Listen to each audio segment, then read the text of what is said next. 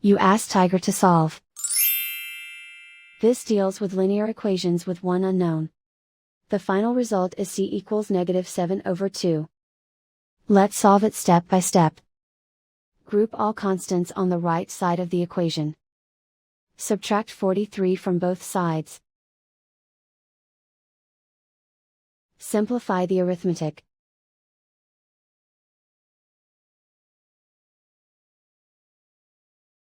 Isolate the c. Divide both sides by -2.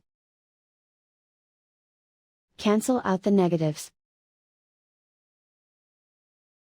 Simplify the fraction. Move the negative sign from the denominator to the numerator. And so the final result is c equals -7/2.